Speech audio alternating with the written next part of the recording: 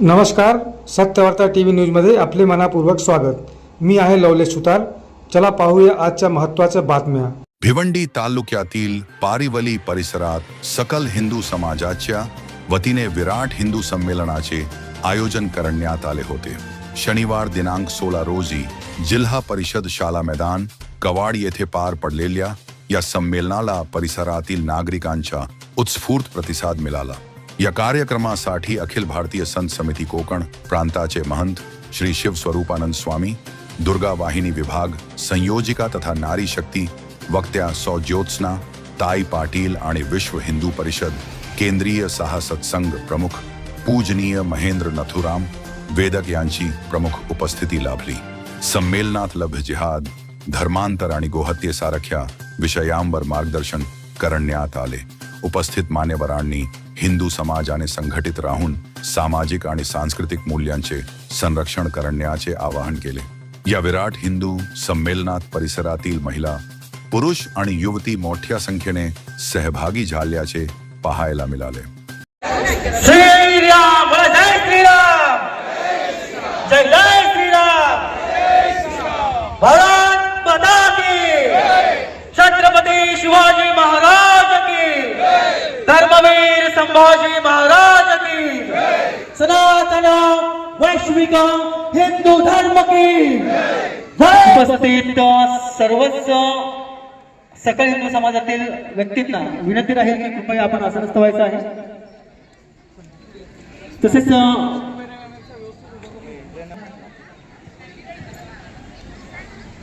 आपल्या हिंदू संस्कृतीप्रमाणे कोणत्याही कार्यक्रमाची जर सुरुवात होत असेल तर ती आपण या शिवाजी महाराज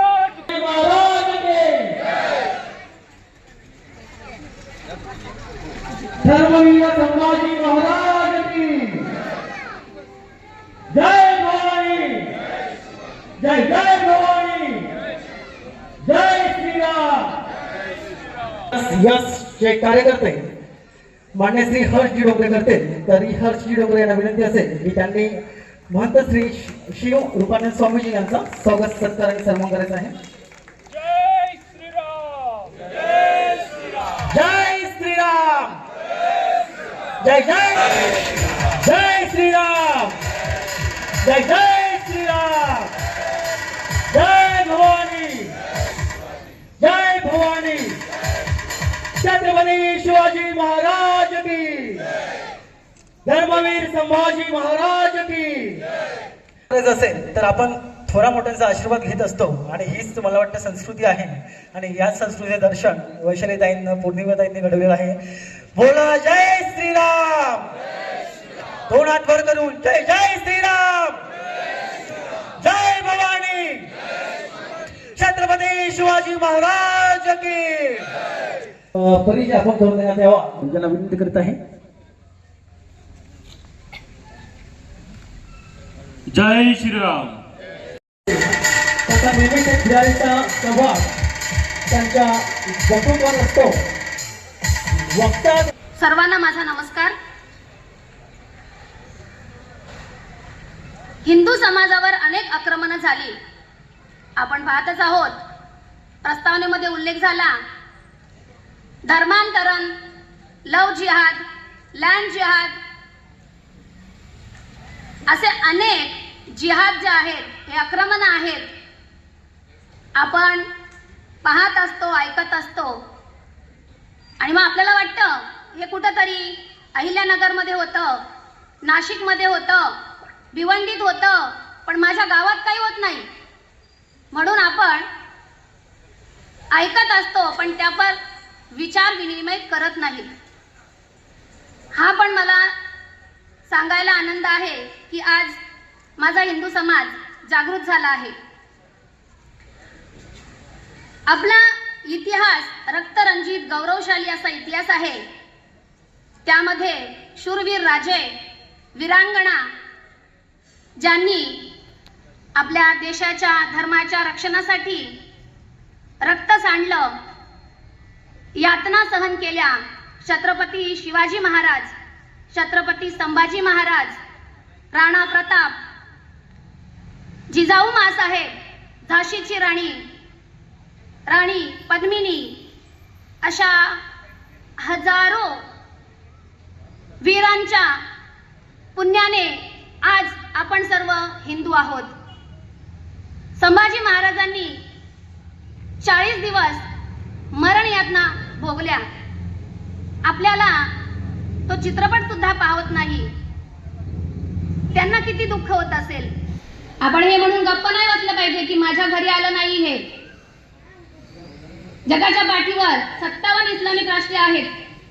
काही थोडं झालं की काय करतात, एकत्र होतात आणि त्याला काही सिंहासनावर पाचारण केलं. हे असे जे काही दुर्गुण हिंदू समाजामध्ये एक ही नारा एक ही नाम, जय श्री राम जय श्री राम, सियावर रामचंद्र की जय, पवन सुत हनुमान की जय, उमापति महादेव की जय, हर हर महादेव. पुण्य देशभरात 1,00,000 पेक्षा अधिक संख्येने हिंदू संमेलन संपन्न होत आहेत. त्या शृंखलेमध्ये हे कडावचं हिंदू संमेलन म्हणजे एखाद्याने हिंदू समाजाने एकत्र येऊन आनंद उत्सव साजरा केलेला आहे. छोट्या कडावमध्ये सुंदर व्यासपीठ, शिवाजी महाराजांची सुंदर देखणी प्रतिमा, उत्कृष्ट ध्वनिवर्धक, शीतपेय आणि खायलाही दिलं. मला वाटतं एक सुंदर आयोजन आपल्या संघाच्या इथल्या कार्यकर्त्यांनी केलं. प्रथम त्यांचं संघ परिवाराच्या कार्यकर्त्यांचं हार्दिक अभिनंदन करतो. मंडळी, ज्योत्स्नाताईंनी लव जिहादचा विषय मांडला, उदाहरणही दिली, पण त्याहीपेक्षा आपल्याला विस्मरण होता कामा नये. आम्ही पश्चिमेकडे तोंड करून उभं राहायचं नाही. लाखो वर्षाची हिंदू समाजाची, हिंदू धर्माची विलक्षण अशी तेजस्वी परंपरा आम्हाला लाभलेली आहे. हिमालयम समारभ्य यावत हिंदू सरोवरम त्वं देव निर्मितम देशम हिंदुस्थानम प्रचक्षते. विसरू नका, माझा जन्म भारताच्या पुण्यभूमीत झालाय.